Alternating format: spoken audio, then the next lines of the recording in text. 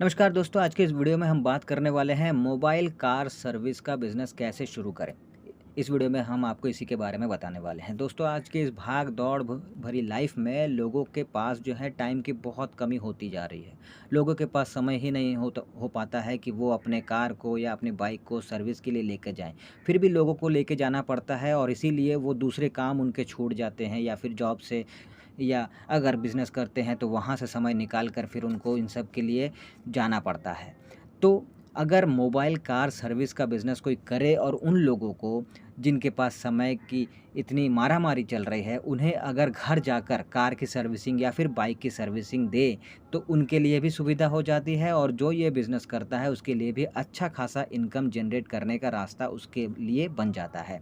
तो चलिए इसके बारे में जानते हैं। तो दोस्तों देखिए, अगर आप मोबाइल कार सर्विस बिज़नेस करना चाहते हैं तो आपको कुछ चीज़ें जो हैं वो ध्यान में रखनी होती हैं इस बिज़नेस को करने के लिए। सबसे पहले तो ये कि आप कहाँ पे, किस शहर में, किस गाँव में करना चाहते हैं, किस एरिया को कवर करना चाहते हैं, कितने एरिया को कवर करना चाहते हैं, ये आपको तय करना होता है। आप क्या-क्या सर्विस देना चाहते हैं, वो आपको तय करना होता है। जैसे कि टायर से लेकर इंजन तक हर तरह का जो भी कार रिपेयरिंग के मामले में जो भी सर्विसेज़ होती हैं, वो तमाम सर्विसेज़ आप देंगे या कुछ गिनी-चुनी सर्विसेज़ देंगे, वो आपको तय करनी होती हैं। साथ ही तमाम तरह के जो स्पेयर पार्ट्स लगते हैं, कार की सर्विसिंग अगर आप कर रहे हैं, तो आपको तमाम तरह के स्पेयर पार्ट्स जो होते हैं, वो आपको अपने साथ ही रखना होता है और अगर अपने पास आप नहीं भी रखते हैं या फिर रखते हैं और मान लीजिए कोई पार्ट्स छूट गया है जो आपके पास उस वक़्त नहीं होता है, तो वो आपको खुद फिर लाना भी होता है क्योंकि कस्टमर नहीं जाएगा कहीं लाने के लिए, आपको ही लाना होता है।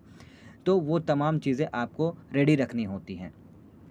और उसके बाद आपको इस बिज़नेस की शुरुआत करनी होती है। इस बिज़नेस को करने के लिए आपको अब क्योंकि ये मोबाइल कार सर्विस है तो आपको एक वैन चाहिए होगा, जिसमें आप जो हैं इस पूरे बिज़नेस को स्टार्ट करेंगे और आप जहाँ भी जाएँगे उस वैन में जाएँगे, तमाम तरह की टूल्स जो औज़ार वग़ैरह सब उसी में रहेगा, सारा स्पेयर पार्ट्स रिलेटेड जो भी चीज़ है वो भी उसी में रहेगा, सारा कुछ उस वैन में आपका होना चाहिए। इस तरह से आपको पूरा का पूरा वो वैन जो है वो डिज़ाइन करना होगा जिसमें आपका सारा कुछ आ जाता है, सारा सामान, सारा स्पेयर पार्ट्स, सारे औज़ार जिससे कि आप काम करेंगे, वो तमाम चीज़ें। अब इसके साथ आपको जैसे मैंने कहा कि कुछ और भी चीज़ें ध्यान देनी होंगी। जैसे आप इस बिज़नेस को अगर करने के लिए उतर रहे हैं और आपके एरिया में, आपके शहर में, आपके गाँव में जहाँ भी आप इस बिज़नेस को करना चाह रहे हैं, तो आपको अपने बिज़नेस को प्रमोशन तो करना ही होगा सबसे पहले क्योंकि लोगों को तो पता है नहीं। तो अब वो जो है 2 तरीके से आप कर सकते हैं। पहला तो ऑफ़लाइन, आप खुद भी एक इंसान से दूसरे इंसान, तीसरे इंसान, चौथे इंसान इस तरह से बोल-बोल कर लोगों तक पहुँचा सकते हैं। साथ ही न्यूज़पेपर में ऐड दे सकते हैं, साथ ही गली, मोहल्ले, हर एरिया में जा कर आप अपनी सर्विस के बारे में लोगों को बता सकते हैं। किसी भी तरह से आपको प्रमोशन करना है, कहने का मतलब ये है। साथ ही ऑनलाइन भी आपको अपने बिज़नेस का प्रमोशन करना होगा जिसमें फ़ेसबुक, इंस्टाग्राम, उसके बाद व्हाट्सएप, ये तमाम जो ऑनलाइन जो प्लेटफ़ॉर्म्स हैं, इनके ज़रिए आपको लोगों तक अपने इस बिज़नेस के बारे में पहुँचाना होगा खबर, ताकि लोगों को पता चले। अब इसमें आपको जो है विज़िटिंग कार्ड वग़ैरह भी आपको छपवाने होते हैं ताकि जो है आप पैम्पलेट्स वग़ैरह भी छपवाने होते हैं ताकि लोगों तक ये पहुँच सके और लोग आपको कॉन्टैक्ट कर सकें, इस तरह से। तो आप जो है इस बिज़नेस को अगर लोगों को ये सर्विस देते हैं तो बिल्कुल ये चलेगा। इसके फ़ायदा क्या है देखिए, कस्टमर को अपने आँख के सामने अब चाहे वो वैसे बात हो रही है कार सर्विस की लेकिन अगर इसमें बाइक सर्विस भी जोड़ दें तो भी गलत नहीं है। तो आप चाहे कार की सर्विस कीजिए, चाहे बाइक की सर्विस कीजिए, घर-घर जाकर मोबाइल कार सर्विस के बारे में फ़िलहाल तो इस वीडियो में हम बात कर रहे हैं, लेकिन मोबाइल बाइक सर्विस भी अगर आप देना चाहते हैं, जो भी है, तो वो कस्टमर को फ़ायदा ही होता है क्योंकि वो अपने आँख के सामने अपने कार को या फिर अपनी बाइक को बनते हुए देखता है। उसके साथ-साथ जो है वो उसको ज़्यादा परेशानी भी नहीं होती, ना सर्विस सेंटर जाना, ना किसी गैरेज में मैकेनिक के पास लेकर जाना, ना कुछ।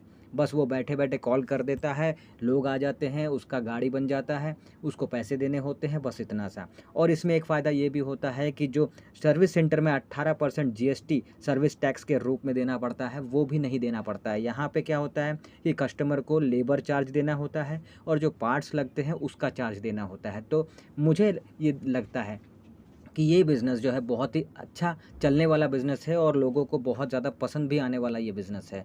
तो अगर इसकी शुरुआत कोई करता है, की जाए इसकी शुरुआत, तो ये बहुत ही अच्छा ये चलने वाला बिज़नेस है। तो दोस्तों, अगर आप मोबाइल कार सर्विस या फिर मोबाइल बाइक सर्विस स्टार्ट करना चाहते हैं तो आप बहुत ही ईज़िली कर सकते हैं। अब बात आती है कि इसमें भाई असली चीज़ जो है वो है इन्वेस्टमेंट। तो बिल्कुल इन्वेस्टमेंट तो शुरुआत में थोड़ा-सा लगता ही है, क्योंकि जैसा मैंने कहा कि आपको एक वैन चाहिए होता है, गाड़ी चाहिए होती है, जिसमें आप इस बिज़नेस को घर से मतलब लोगों के घर-घर जाकर जो है सर्विस देने की शुरुआत आप करेंगे। उसके लिए गाड़ी तो होना ही चाहिए, उस गाड़ी में स्पेयर पार्ट्स होंगे तरह-तरह के, उस गाड़ी में तरह-तरह के जो औज़ार हैं, टूल्स हैं वो होंगे, तो उन सभी चीज़ों का खर्चा तो आपको करना पड़ता ही है। तो वैन के खर्चे से लेकर वो स्पेयर पार्ट्स, साथ ही टूल्स वगैरह सारा कुछ, इसका खर्चा तो आपको उठाना ही पड़ता है। तो इसके लिए इन्वेस्टमेंट की अगर बात करें तो थोड़ा इन्वेस्टमेंट तो हो ही जाता है। अब देखिए, अगर सेकेंड हैंड एक वैन भी आप लेने जाइएगा तो 1.5 लाख के नीचे आपको नहीं मिलेगा। ई-रिक्शा जो आजकल बहुत चलता है अच्छा खासा, वो जो है डिज़ाइन करके दे देते हैं, आप चाहे कुछ भी बिज़नेस के लिए लेना चाहें, तो उसमें भी 1.5 से 2 लाख रुपया पड़ जाता है। तो ये आपके आपके ऊपर है कि आप जो है कितने बजट में वैन की व्यवस्था कर सकते हैं, कितने अमाउंट में वैन की व्यवस्था कर सकते हैं, चाहे वो सेकंड हैंड हो या नया हो, जैसा आपका बजट है उस हिसाब से। या फिर पहले से आपके पास कोई वैन वगैरह, गाड़ी वगैरह है और उसी को आप जो है मोबाइल कार सर्विस के रूप में उसको आप ट्रांसफ़ॉर्म करना चाहते हैं, तो वो भी आपके ऊपर है।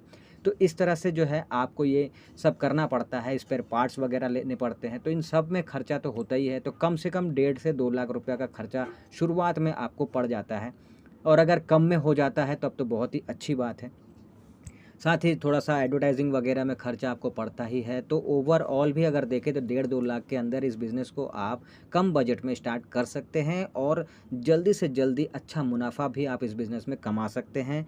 बस ये है कि आपको अपनी सर्विस जो है वो बहुत ही अच्छी देनी होती है और अच्छे रेट पे देनी होती है, ताकि कस्टमर जो है वो बार-बार आपको बुलाए। ये आपको ध्यान देना होता है। तो दोस्तों, अगर आप इस बिज़नेस को करना चाहते हैं तो बहुत ही अच्छा बिज़नेस ऑप्शन है, बिल्कुल कर सकते हैं।